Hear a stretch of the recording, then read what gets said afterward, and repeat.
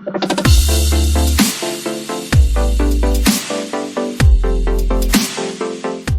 morning, team. My name is Mohit Yadav, and I'm working as a software engineer in Navigo. So we're going to discuss about very useful concept which plays a very important role in lots of technologies like AI, web application, mobile applications, IoT, as well as in automation. So that is API. So what is API and how we can use API in automation while we are using UiPath? So there are two type of API. First is SOAP API and second one is REST API. So currently we will discuss about REST API and after end of the session or at the end of the session we can discuss difference between these two APIs. First question is what is API? So we all are familiar with the term API. That stands for Application Programming Interface, which contains a software building tools uh, that work as an intermediate between two applications to communicate with each other. For example, when we use any online payment methods like Paytm, Google Pay, or Phone Pay, they are using an API. So this online payment method application is first application, and the bank server is another application from where they are getting information. Also, when we use Facebook, when we use weather information in our mobile application, they are using an API to get information from another source. Now, question will arise that how API helps one application to communicate with another application. So we can understand this by a restaurant example. That is, when we are in restaurant and we want some food, that time we don't go direct to the kitchen to order the food. So for this process, restaurant provide us a one person who knows us better. We give our order to him and he passed that order to the kitchen. And after preparation of the order, waiter will collect that food from the kitchen and serve that on our table. So that is API. That how API is working between these two applications. Like API getting a request from our web server and it is sending that request to the web server and preparing the request or the resource web server send back to the web browser using the API. So this is the use that how API is working between these two applications. Now, second question is how we can use API in automation and which type of tool UiPath provide us to integrate API in our project. So to use API in our project, we use the HTTP request activity. So to get this activity in our project, we have to install first one package that is UiPath dot web API for activities. First, we have to install this package. After installing this package, we can use HTTP request activity to call an API. So to call an API, I'm using these endpoints.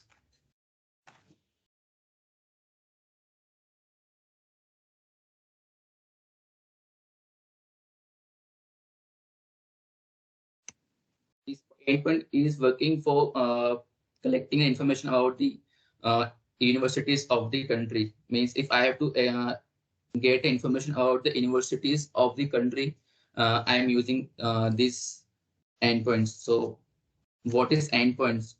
The place where API send a request and where the resource lives is called endpoints. So here I'm getting this response from this endpoints and I'm using this endpoint on my activity here.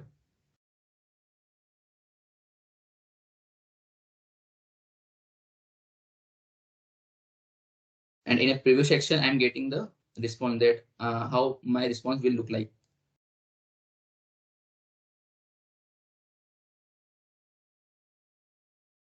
So before calling the API, we have to put some information about the API that is useful to call the API. So first is endpoint. So uh, endpoint is a place where all the resources are live and the API send a request.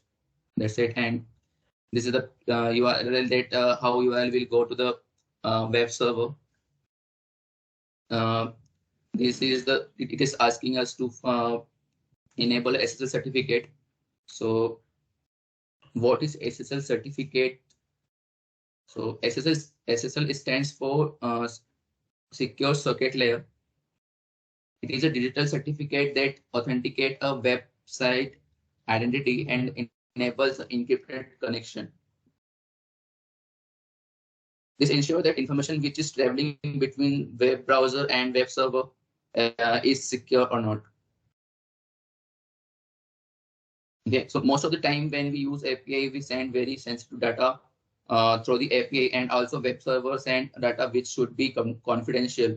So to secure that information from the attackers or from the hackers, hackers SSL convert that data into a encrypted form. So by clicking this checkbox, we make sure that the on web server we are sending a request have SSL certificate or not. This is the use of SSL certificate. This is a timeout. So timeout specifies the amount of time to wait the activity to run before the error is thrown. So the default value is 6,000, that is 6 seconds. We can also change this according to our use.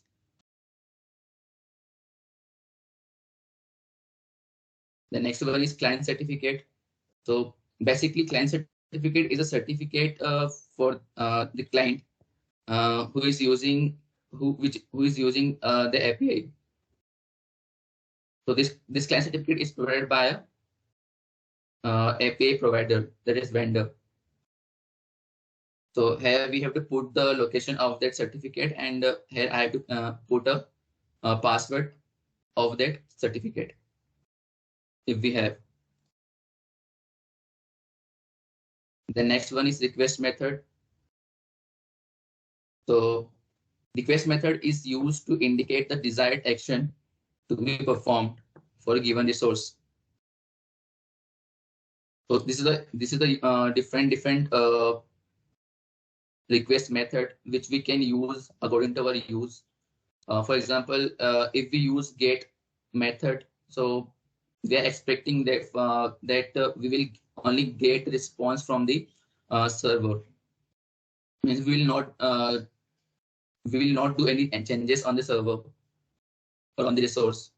Or if we want to put any file on the server, or want to do any changes on the server, so we can use post method that time.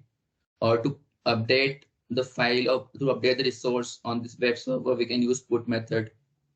Or also we can, if we want to delete our the resource from the server, we can use delete method as well. So this is the use of request method, that it ensures that how the operation will work on the resource.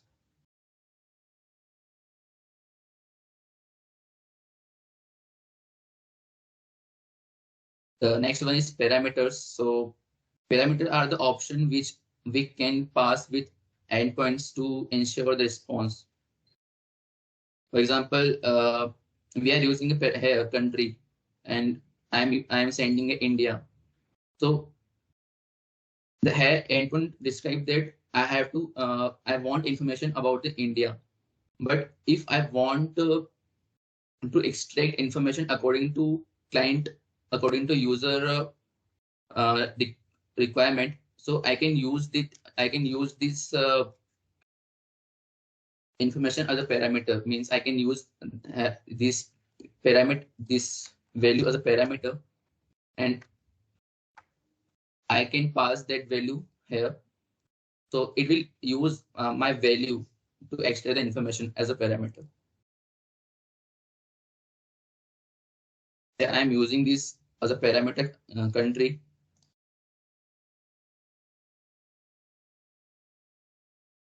You can also pass this from here.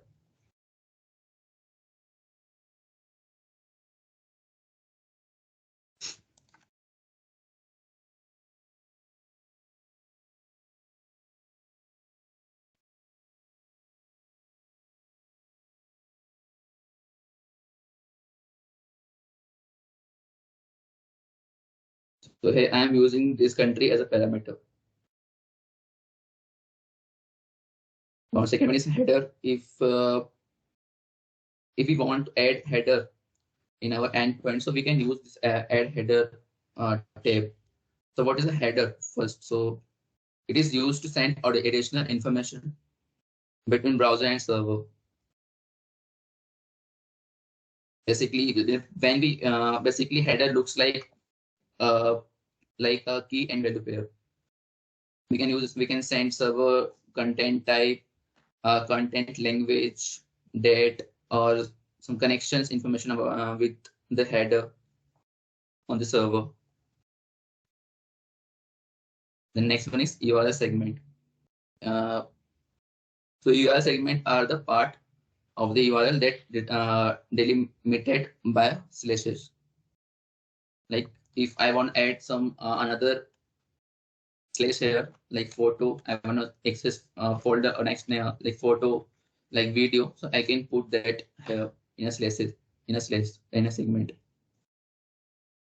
That is the use of parameters.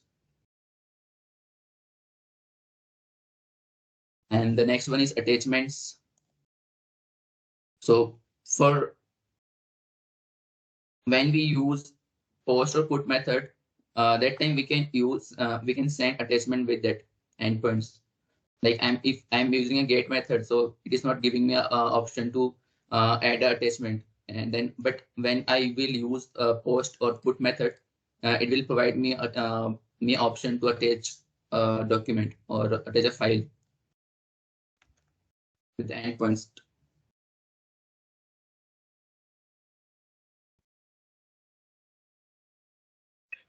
The next one is authentication. So for authenticate, the user web server follows some authentication protocol, like as simple HTTP, auth1 and auth2.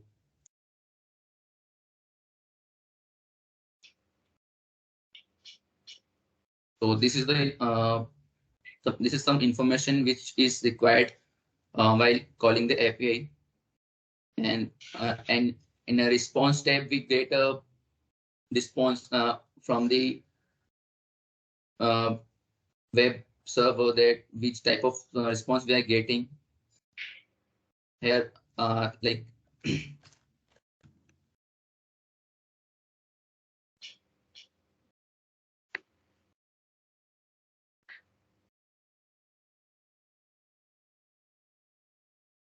here I'm getting a response means I can preview a response which I'm getting from the server. That means I'm getting here a web page of the university, that this is the URL of the web page of the university. It is a country name of the university. It is a state. It is the name of the university. There's this University of Petroleum and Energy Studies, and there's a domain of that university. So this is the response I'm getting from the server. And here I'm get here is the and it is a response info that is completed, and it is a status code. So a status code is a code which provide us information about the success or error about the response, that which type of response we are getting. So 200 means it is a completed. If we got 404, that means resource not found or file not found. That is for file not found error.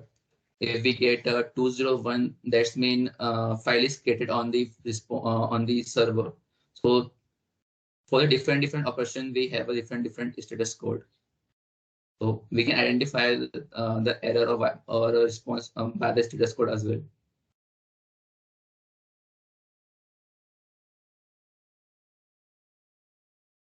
So this was setting of the API. Before using the API, we have to put some points, and I want to use parameter, using this country as a parameter.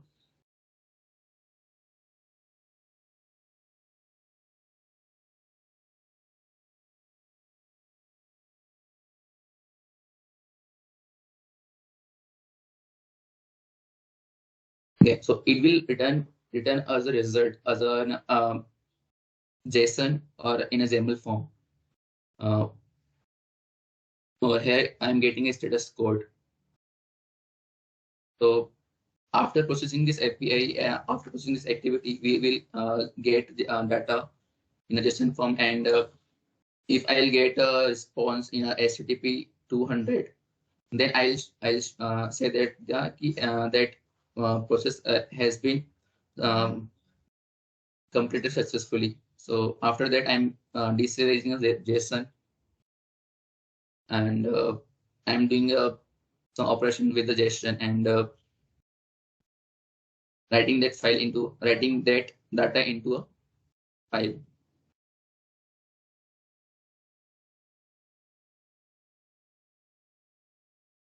This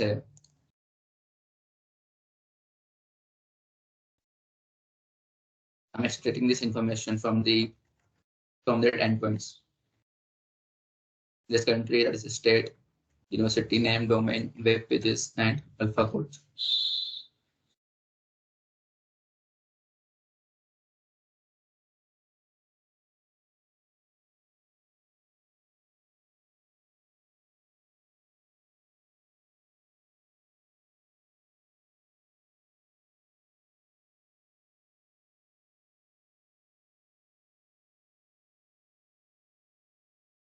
We should run it.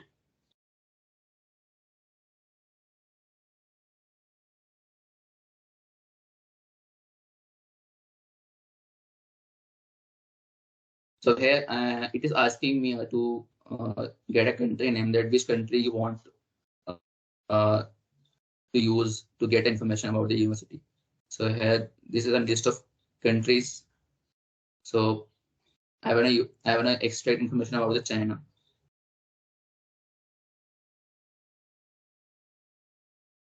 So file has been extracted, and it is updated on the file, that is China.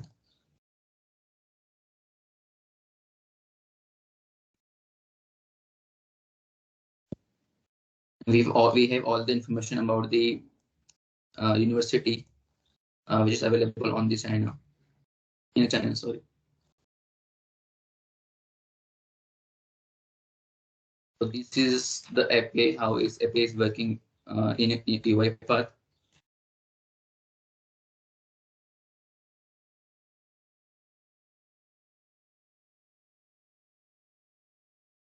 This is a simple process that how we can use API in UiPath.